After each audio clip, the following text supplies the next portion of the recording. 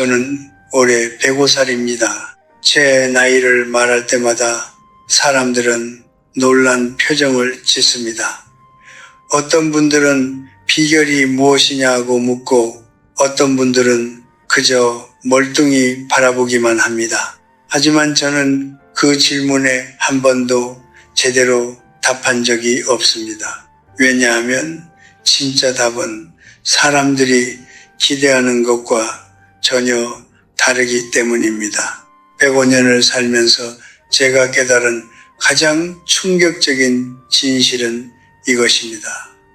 대부분의 사람들은 살아있는 동안 단 한 번도 진짜 자기 자신으로 살지 않습니다. 직장에서는 유능한 사람인 척, 가정에서는 강한 부모인 척, 사회에서는 괜찮은 사람인 척, 우리는 평생 누군가를 연기하며 삽니다. 그리고 그 연기가 끝나는 순간이 있습니다. 바로 죽음이 3개월 앞으로 다가왔을 때입니다. 저는 지금까지 수많은 사람들의 마지막을 곁에서 지켜보았습니다. 전쟁 속에서 쓰러진 젊은이들, 가난 속에서 조용히 눈을 감은 노인들, 그리고 평생 성공을 쫓다가 병상에서 처음으로 멈춰 선 사람들, 그들의 마지막 3개월은 하나같이 비슷했습니다.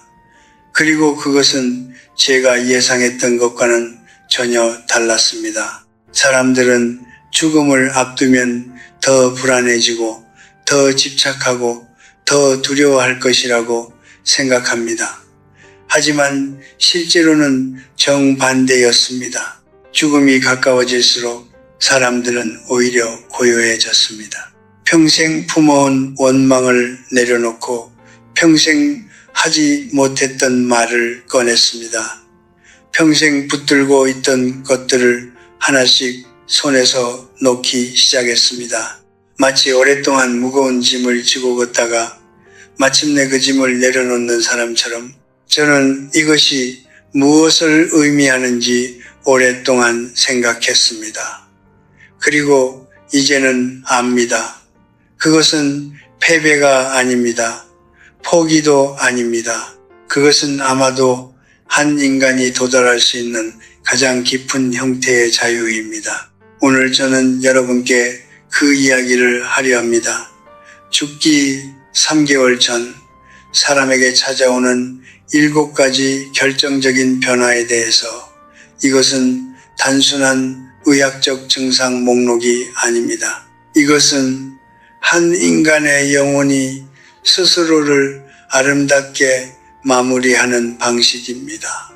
그리고 이 이야기는 죽어가는 사람만을 위한 것이 아닙니다. 지금 살아있는 여러분 모두를 위한 이야기입니다. 만약 당신 곁에 그런 분이 계신다면 오늘 이 이야기를 끝까지 들어주십시오. 그리고 만약 당신 자신이 인생의 후반부를 걷고 있다면 더욱더 귀를 기울여 주십시오. 왜냐하면 죽음을 이해하는 사람만이 삶을 제대로 살 수 있기 때문입니다. 저는 그것을 105년에 걸쳐 배웠습니다. 제가 98살이 되던 해겨울 저는 60년을 함께 산 아내가 밥상 앞에서 숟가락을 내려놓는 것을 처음으로 보았습니다. 처음에는 입맛이 없는 것이려니 했습니다. 좋아하는 된장찌개를 끓여드렸습니다. 부드러운 죽도 만들었습니다. 하지만 아내는 그저 조용히 고개를 저었습니다. 억지로 드시게 하려 했더니 아내가 제 손을 가만히 잡으며 말했습니다. 영감, 괜찮아요. 배가 고프지 않아요. 그 말투가 너무나 평온해서 저는 그날 밤 혼자 한참을 울었습니다. 하지만 시간이 지나고 나서야 저는 깨달았습니다. 아내는 굶주린 것이 아니었습니다. 아내는 이미 삶으로 배가 불러 있었던 것입니다. 이것이 첫 번째 신호입니다. 죽음이 가까워지면 사람은 음식에 대한 욕구를 잃기 시작합니다. 의학적으로는 신체의 대사 기능이 저하되어 에너지를 필요로 하지 않게 되는 것이라고 설명합니다. 하지만 저는 그 설명이 절반만 맞다고 생각합니다. 나머지 절반은 의학책에 없습니다. 인간의 몸은 영혼보다 먼저 알아챕니다. 이제 이 세상의 것들을 더 이상 받아들일 필요가 없다는 것을, 음식을 거부하는 것은 삶을 거부하는 것이 아닙니다. 그것은 몸이 조용히 그러나 분명하게 다음 여정을 준비하고 있다는 신호입니다. 두 번째 신호는 잠입니다. 아내는 그 무렵부터 하루의 대부분을 잠으로 보냈습니다. 아침에 잠깐 눈을 떴다가 다시 잠들고 오후에 조금 깨어났다가 또 잠이 들었습니다. 주변 사람들은 걱정했습니다. 너무 많이 자는 것이 아니냐고, 억지로 깨워서 움직이게 해야 하는 것이 아니냐고. 하지만 저는 그러지 않았습니다. 왜냐하면 그 잠의 표정이 달랐기 때문입니다. 고통스럽거나 괴로운 잠이 아니었습니다. 마치 오랫동안 고단한 여행을 마치고 집에 돌아온 사람처럼 깊고 편안한 얼굴이었습니다. 사람들은 잠을 죽음의 전조로 두려워합니다. 하지만 저는 달리 생각합니다. 우리가 평생 얼마나 많은 것들을 억지로 깨워서 감당해 왔습니까? 해야 하는 일, 보여야 하는 모습, 지켜야 하는 체면, 그 모든 것들을 내려놓고 처음으로 진짜 쉬는 것, 그것이 그 잠입니다. 몸이 손을 놓기 시작하는 것은 패배가 아닙니다. 그것은 한 인간이 마침내 긴장을 풀어도 된다는 허락을 스스로에게 내리는 순간입니다. 만약 지금 당신 곁에 있는 분이 밥을 잘 드시지 않고 자꾸만 잠이 든다면 억지로 깨우지 마십시오. 억지로 먹이려 하지 마십시오. 그 고요함을 빼앗지 마십시오. 대신 그 곁에 조용히 앉아 있어 주십시오. 말이 필요하지 않습니다. 그냥 거기 있어 주는 것으로 충분합니다. 그것이 그 순간 당신이 줄 수 있는 가장 큰 사랑입니다. 몸은 영혼보다 먼저 집으로 돌아가는 길을 압니다. 우리가 할 일은 그 길을 막는 것이 아니라 그 길이 평화롭도록 곁에서 지켜주는 것입니다.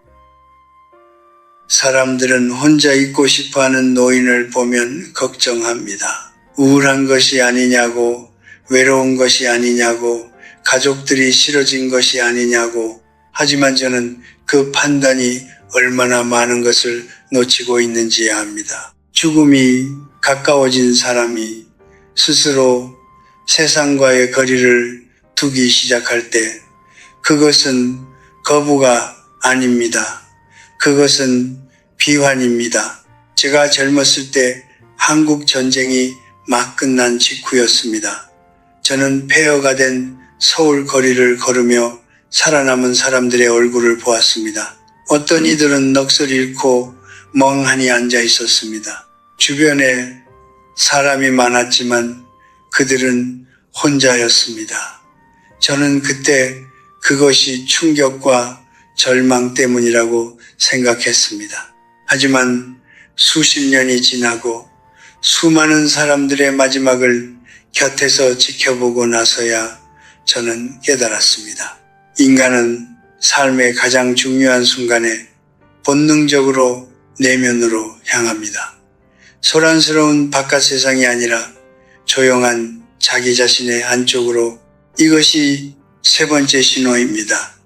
죽음이 3개월 앞으로 다가온 사람은 사람들과의 교류를 스스로 줄이기 시작합니다. 오랜 친구의 방문을 정중히 사양하고 대화보다 침묵을 선택하고 텔레비전 소리도 너무 크게 느껴진다고 합니다. 이것을 사회적 고립이라고 부르는 사람들도 있습니다. 하지만 저는 그것을 다르게 부릅니다.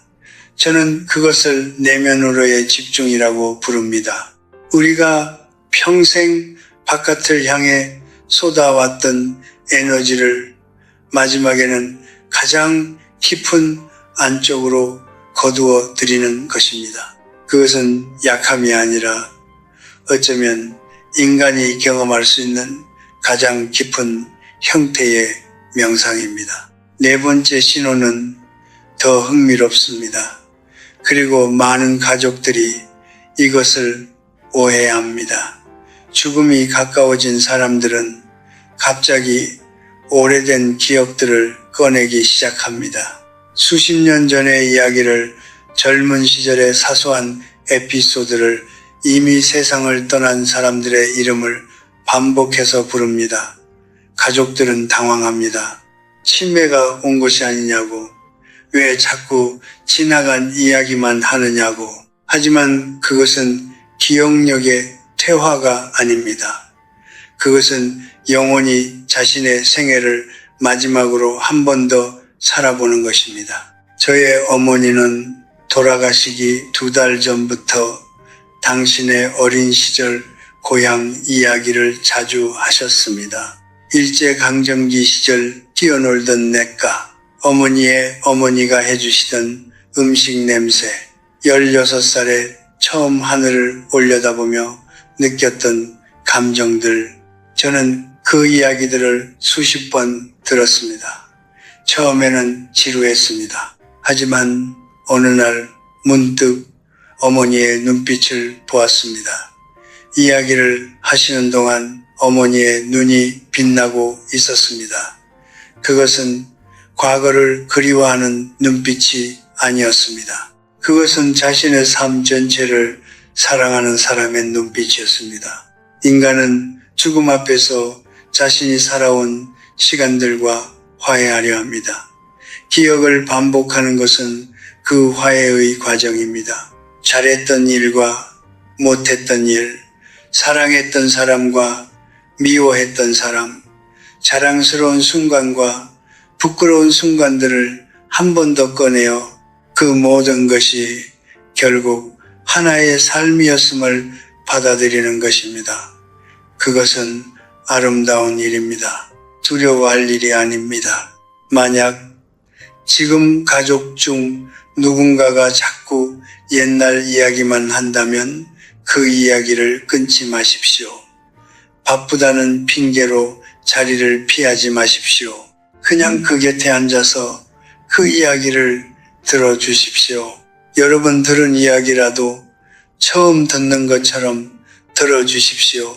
왜냐하면 그 이야기들이 그분에게는 마지막으로 정리하는 자신의 인생이기 때문입니다. 그리고 그 이야기를 들어주는 것이 당신이 그분께 드릴 수 있는 가장 고귀한 선물입니다. 세상에서 물러나는 것과 자신에게로 돌아가는 것은 다릅니다. 우리는 그 차이를 이해해야 합니다. 저는 50년 가까이 대학에서 철학을 가르쳤습니다.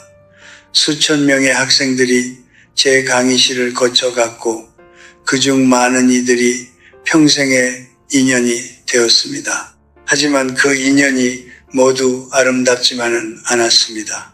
어떤 학생은 저를 깊이 실망시켰고 어떤 제자는 저의 신뢰를 배신했습니다. 저는 그 상처를 오랫동안 품고 살았습니다. 20년 가까이 마음속 깊은 곳에 단단히 묻어두고 꺼내지 않으려 했습니다. 인간이란 그런 것입니다. 아프면 닫습니다. 그리고 그 문을 닫은 채로 살아가는 것이 스스로를 지키는 방법이라고 믿습니다. 그런데 어느 날 전화 한 통이 왔습니다.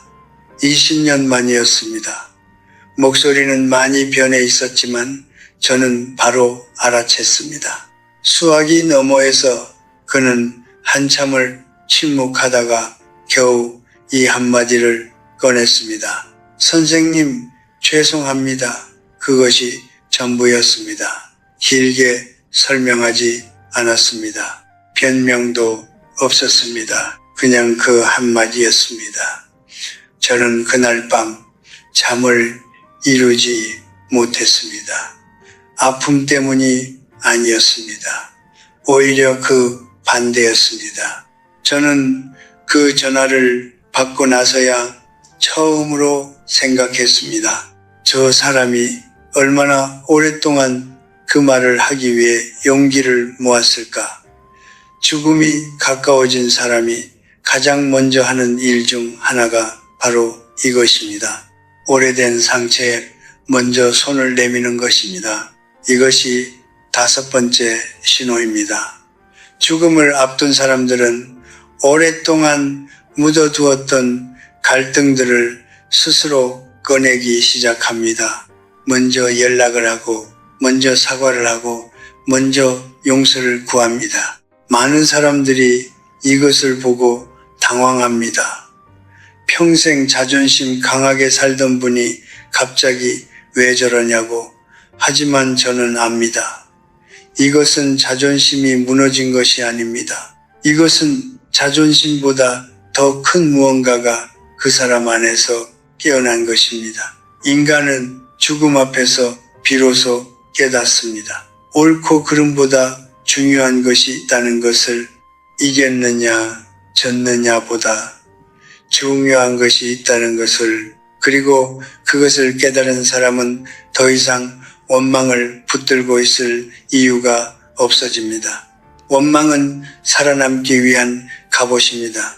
하지만 더 이상 싸울 필요가 없을 때 사람은 그 갑옷을 조용히 벗습니다. 6번째 신호는 소유에 관한 것입니다. 죽음이 가까워진 사람들은 자신의 물건들을 하나씩 나누어 주기 시작합니다. 오래된 시계를 손자에게 건네고, 평생 아끼던 책을 제자에게 보내고, 서랍 속 깊이 간직해 두었던 작은 물건들을 꺼내어 의미 있는 사람에게 쥐어줍니다. 어떤 가족들은 이것을 불길한 징조로 받아들여 당황합니다.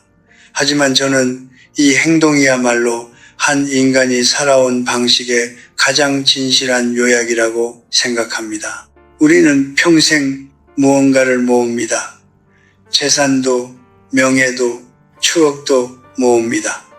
하지만 가져갈 수 없다는 것을 알게 된 순간 비로소 그것들의 진짜 의미를 보게 됩니다. 그것들은 원래 내 것이 아니었습니다. 잠시 내 손에 맡겨진 것이었습니다. 그리고 그것을 깨달은 사람은 두 손을 자연스럽게 펼칩니다. 꽉 쥔 주먹이 아니라 열린 손으로. 이 나눔은 체념이 아닙니다. 이것은 그 사람이 평생 사랑했던 것들을 가장 사랑하는 사람들에게 이어주는 행위입니다.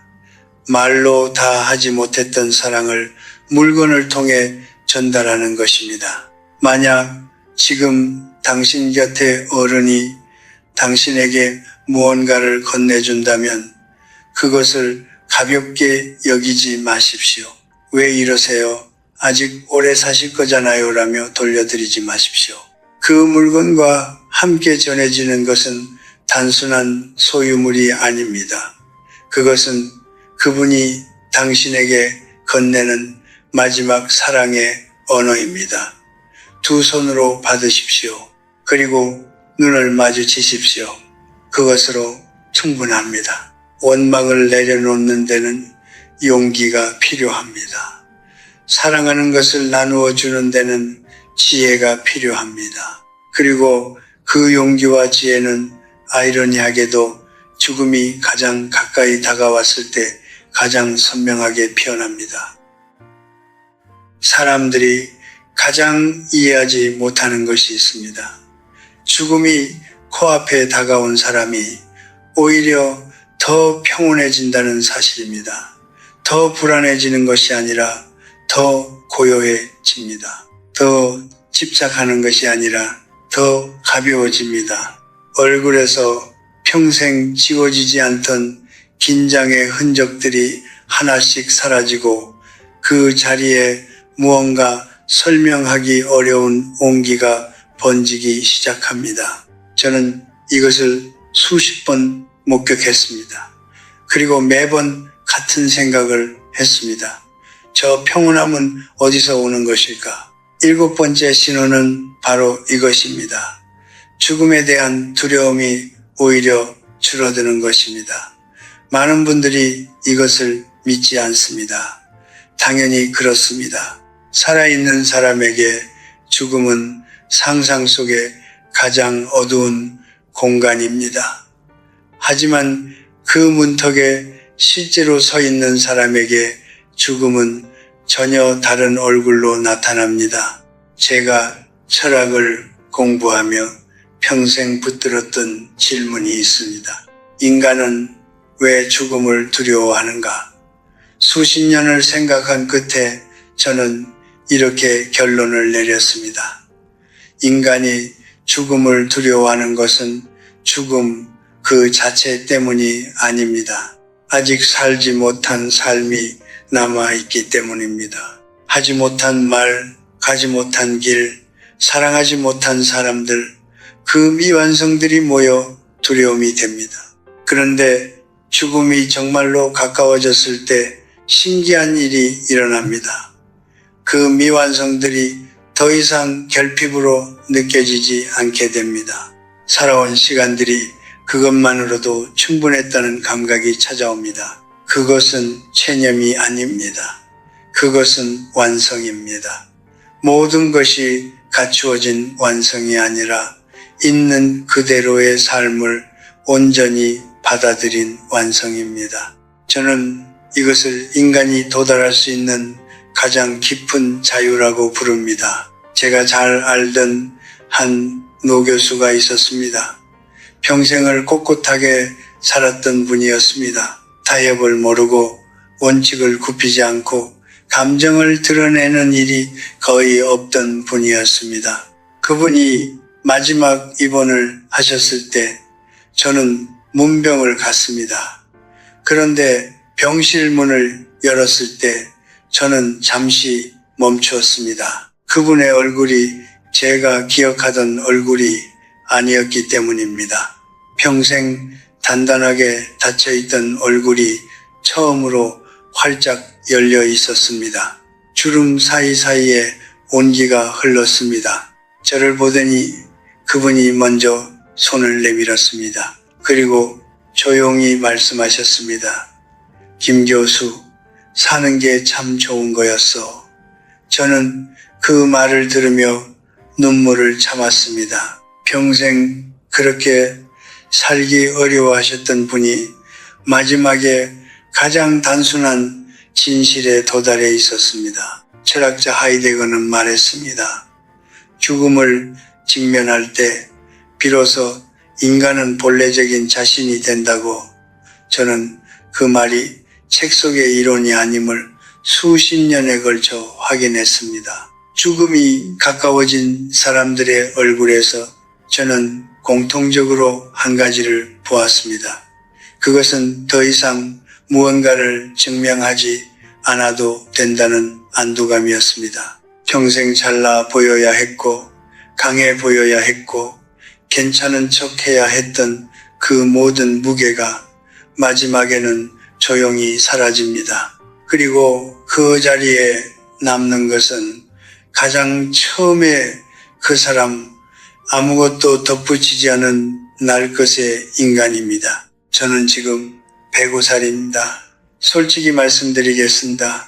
저도 죽음이 두렵지 않다고 하면 거짓말입니다. 아직 이 세상의 아침이 좋고 차 한 잔의 온기가 좋고 누군가의 목소리가 좋습니다. 하지만 동시에 저는 압니다. 죽음은 제가 평생 싸워온 적이 아닙니다.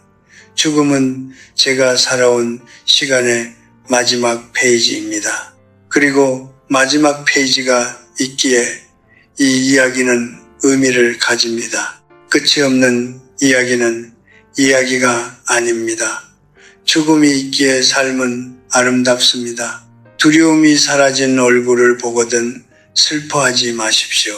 그것은 그분이 마침내 자기 자신에게로 돌아온 얼굴입니다. 평생 걸쳐온 모든 것을 내려놓고 처음으로 가장 가벼운 자신이 된 얼굴입니다. 그 얼굴 앞에서 우리가 해야 할 것은 눈물이 아닙니다. 그것은 경이로움입니다. 저는 지금까지 7가지 신호를 말씀드렸습니다. 밥을 드시지 않고 잠이 많아지고 사람들과의 거리를 두고 옛 기억을 반복하고 오래된 갈등에 먼저 손을 내밀고 소중한 것들을 나누어 주고 그리고 마침내 얼굴에 평온함이 번지는 것. 이 모든 것들을 말씀드리면서 저는 사실 죽어가는 분들만을 생각하지 않았습니다. 저는 줄곧 그 곁에 있는 사람들을 생각했습니다.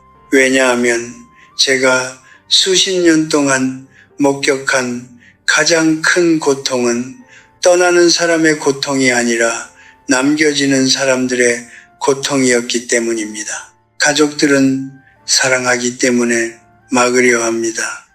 더 드시게 하려 하고 억지로 깨우려 하고 더 많은 사람들과 어울리게 하려 합니다. 병원을 더 찾아다니고 더 좋은 약을 구하고 조금이라도 더 붙잡으려 합니다. 저는 그 마음을 압니다.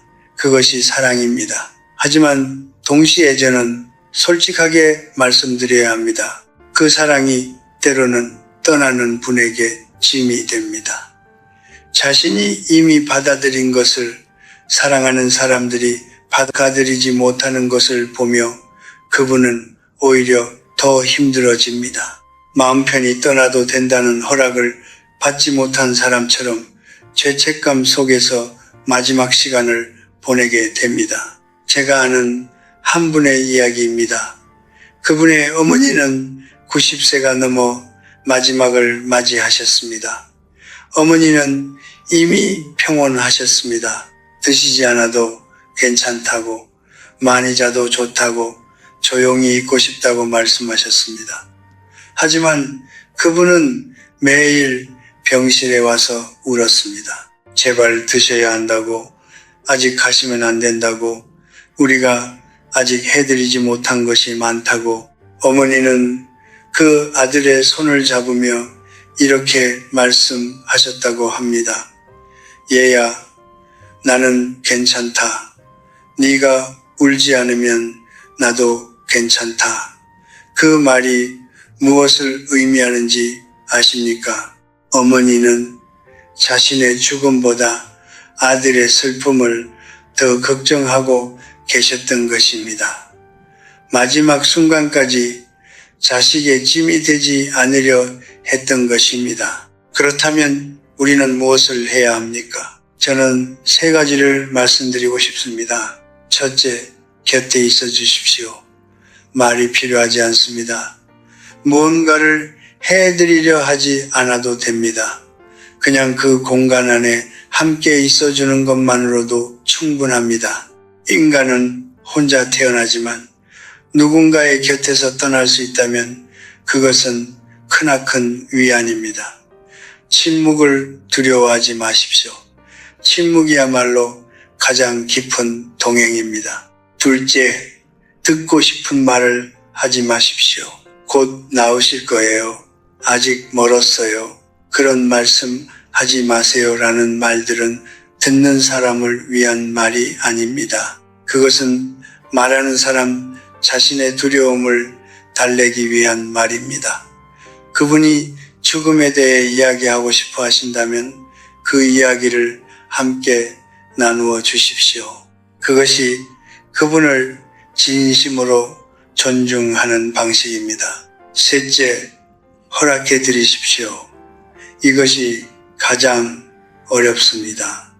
사랑하는 사람을 보내도 된다는 허락, 충분히 잘 사셨다고, 이제 쉬셔도 된다고, 우리는 괜찮을 거라고, 그 말 한마디가 때로는 어떤 약보다 강합니다. 사람은 사랑하는 사람에게 허락을 받으면 더 편안하게 떠납니다. 그리고 그렇게 보내드린 사람은 오랫동안 후회 없이 살아갈 수 있습니다. 저는 105년을 살면서 많은 이별을 겪었습니다. 그리고 그 이별들을 통해 배웠습니다. 잘 떠나보내는 것도 하나의 사랑이라는 것을, 아니, 어쩌면 그것이 우리가 평생 배워야 할 가장 어려운 사랑의 방식인지도 모릅니다. 붙잡는 것이 사랑이 아니라 떠나는 길을 환하게 밝혀주는 것이 사랑입니다. 마지막으로 이것만은 꼭 말씀드리고 싶습니다. 지금 이 신호들을 곁에서 보고 있는 당신도 충분히 잘하고 있습니다. 완벽하지 않아도 됩니다. 무엇을 해야 할지 몰라 당황해도 됩니다. 그냥 거기 있어주는 것, 그것이 이미 충분합니다. 사랑은 완벽한 행동이 아니라 끝까지 자리를 지키는 것입니다. 저는 오늘 아침에도 일찍 일어났습니다. 105살의 몸으로 창가에 서서 새벽빛이 세상을 물들이는 것을 바라보았습니다. 그 빛은 제가 20살에 보았던 빛과 다르지 않았습니다. 세상은 변했고 저도 변했지만 그 빛만은 여전히 같았습니다. 저는 그 순간 조용히 생각했습니다. 이 아침을 볼 수 있다는 것이 얼마나 큰 선물인가. 그리고 동시에 생각했습니다. 언젠가 이 아침을 더 이상 볼 수 없는 날이 온다는 것이 얼마나 자연스러운 일인가. 오늘 저는 여러분께 죽음 앞에서 일어나는 7가지 변화를 이야기했습니다. 음식을 멀리하고 잠속으로 깊이 들어가고 세상과의 거리를 두고 기억 속을 거닐고 오래된 상처에 먼저 손을 내밀고 사랑했던 것들을 나누어 주고 그리고 마침내 두려움 없는 얼굴로 고요해지는 것. 이 모든 것들은 증상이 아닙니다. 이것은 한 인간의 삶이 스스로를 완성하는 방식입니다. 이것은 한 편의 시가 마지막 행을 향해 나아가는 것입니다. 저는 평생 철학을 공부했습니다. 수많은 사상가들의 이야기를 읽었습니다. 삶의 의미에 대해, 죽음의 본질에 대해, 인간이란 무엇인가에 대해 수십 년을 고민했습니다. 그리고 105년을 살고 난 지금 저는 그 모든 복잡한 철학들이 결국 하나의 단순한 진실로 수렴한다는 것을 압니다. 그것은 이것입니다. 인간은 사랑하기 위해 태어났고 사랑받기 위해 살아가고 사랑을 남기기 위해 떠납니다. 그것이 전부입니다. 그 외의 것들은 모두 그 진실을 향해 가는 긴 우회로였을 뿐입니다. 우리는 평생 너무 많은 것을 두려워하며 삽니다. 실패가 두렵고 외로움이 두렵고 남들의 시선이 두렵고 그리고 죽음이 두렵습니다. 그 두려움들이 우리를 움츠러들게 하고 진짜 하고 싶은 말을 삼키게 하고 진짜 느끼는 감정을 숨기게 합니다. 하지만 죽음이 가까워진 사람들을 보십시오. 그들은 더 이상 그 두려움들에 묶여 있지 않습니다. 그 두려움들이 얼마나 작은 것이었는지를 마지막에야 비로소 온몸으로 알게 됩니다. 저는 여러분께 묻고 싶습니다. 왜 우리는 그것을 마지막에야 깨달아야 합니까?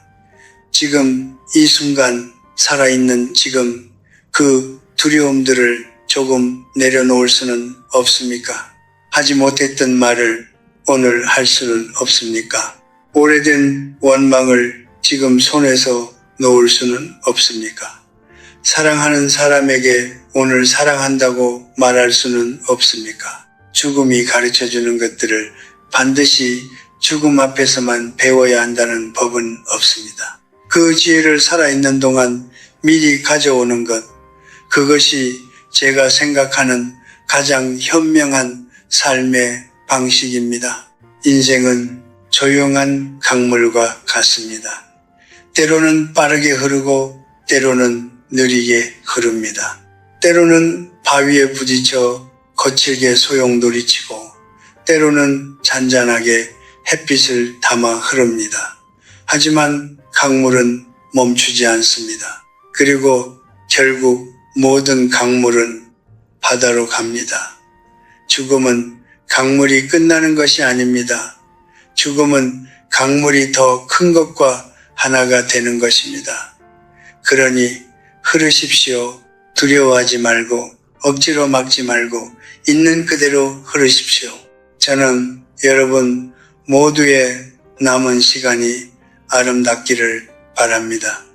그것이 10년이든 30년이든 아니면 단 하루이든 오늘 이 이야기를 들으신 여러분이 곁에 있는 사람을 조금 더 따뜻하게 바라보게 되기를 바랍니다. 오늘 하지 못했던 말을 조금 더 용기 내어 꺼내게 되기를 바랍니다. 그리고 언젠가 당신의 마지막 3개월이 찾아왔을 때 그 시간이 후회가 아닌 완성으로 채워지기를 바랍니다. 삶은 시끄러운 축제가 아닙니다. 삶은 조용한 지속입니다. 그리고 그 지속의 끝에 우리는 모두 처음의 자리로 돌아갑니다. 가장 단순하고 가장 순수하고 가장 자유로운 그 자리로 저는 오늘도 그 자리를 향해 조용히 걷고 있습니다. 여러분도 언젠가 그 길 위에서 두려움 없이 걸어가실 수 있기를 바랍니다. 감사합니다.